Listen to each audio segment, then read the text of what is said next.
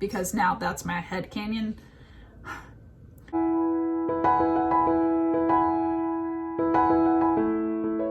Hello dears, Natalie Locke here with episode 37 of Write the Story, where I give you a prompt and 10 words out of this story, and I try to write it myself. And you get to compare and contrast if you wish, or just write your story and forget about mine. The way I normally do this is I take 5 to 10 minutes to outline the story, figure out how I'm going to incorporate the 10 words, and then I take about 20 minutes or less to draft. Sometimes this time gets interrupted, sometimes I'm able to get through it. It all depends on how my kids are being that day. For the space that you think you should be allowed, I recommend under 1,000 words to be counted as a flash fiction, though you could create a short story out of this. This is your creative flow. Let it happen however you see fit. The space in here for the book that I try to stay under is about 600 words. The highest I've ever gotten was 547, and somehow magically I was able to fit all those words on the page writing very tiny. Let me go ahead and give you episode 37's prompt and 10 words to include. The prompt is, a new love blooms in old age. The 10 words to include are inheritance, walk, dust, dapper, husky, squirrel, plantation, berry, silk, and shovel. In my outline, I was able to include all 10 words in the outline, but I did change a few because it's me, and hey, artistic license. I can change what I want in my own story. I decided with this story, I was gonna have my main character, a female, go on a daily walk. She ends up getting knocked down by a husky and she's dusting herself off. A dapper man has the husky, it's his dog, and the husky chased a squirrel, knocked her down in the process.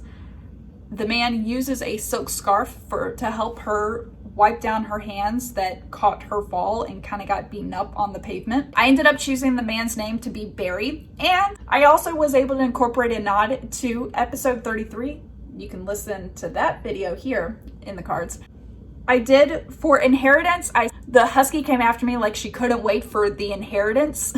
I ended up putting that as the male's comment of she came after you like she wanted an inheritance. Now for plantation, that word was really difficult to incorporate here, and I originally was going to make it the name of a restaurant nearby that Barry was going to offer to take my main character Sandra to, so that she could wash her hands, and then he was going to buy her lunch as an apology.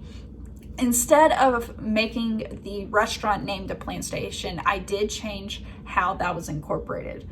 Then the last line, because I realized I didn't have shovel, I was thinking maybe being hit by the husky was like being hit by a shovel, but I really didn't like that. And I also didn't like how I changed it either. So that might be my least favorite line. We'll go through it. So out of 10 words, the only 2 that changed was plantation and shovel. And I'll let you see how they changed when I read the story right now.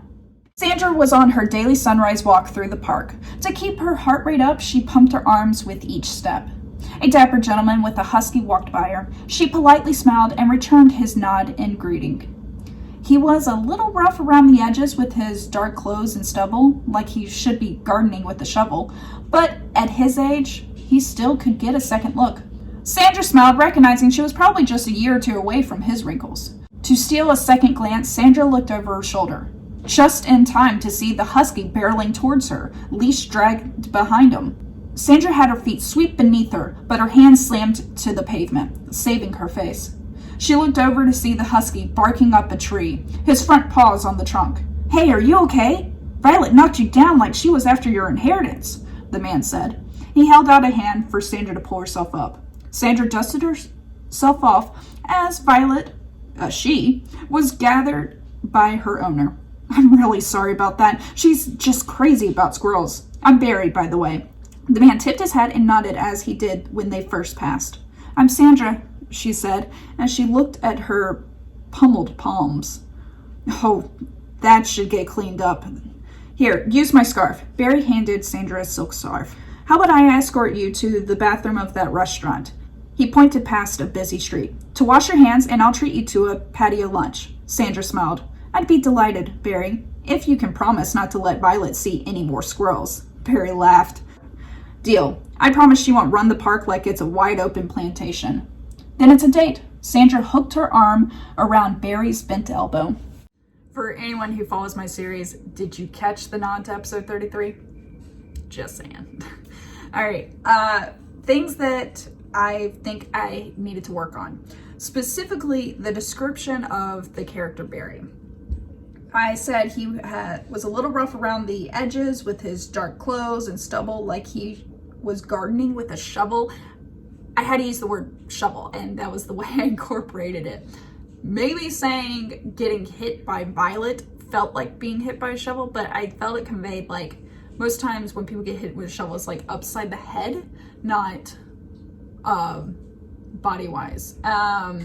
So it didn't really fit in the story, but that's how I ended up working it. Still think it needs some work.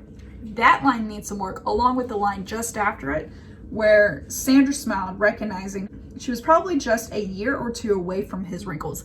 I'm trying to convey, at this point in the story, I was trying to convey, because the title is A New Love Blooms in Old Age, I was trying to convey, like, they're old, like, maybe their spouses have passed away and they're living on their own, kids are grown up, grandkids are grown up, maybe there's great grandkids or something.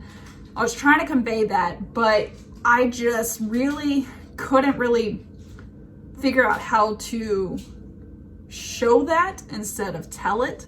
Now, the things that I like what I did in the story, but it's not a favorite line, is I like that I had Sandra assume the dog was a male, and then it turns out halfway through the story it's a female, especially because this is a third-person acute story. We're always looking through Sandra's filter, and so I'm kind of proud of that little tidbit that kind of added another depth to Sandra. I'm also proud of, for the nod to episode 33, with the dog's name being Violet. I always like it when there's like stories intertwined, and this almost could be added to what Barry went through in episode 33. Because right now that is in my headcanon and I'm the author, so artistic license. Now, I think my favorite line is my favorite line because I was able to incorporate one of the words and I put it in there as in a fun way.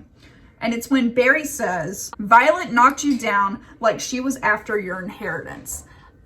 And I just had fun with that, especially because it's almost, and we do this a lot of times, but it's personifying a dog, like putting more character to the dog and assuming her intentions when we know dogs don't have a concept of inheritance or money. And so I enjoyed that line because we do that to our dogs all the time.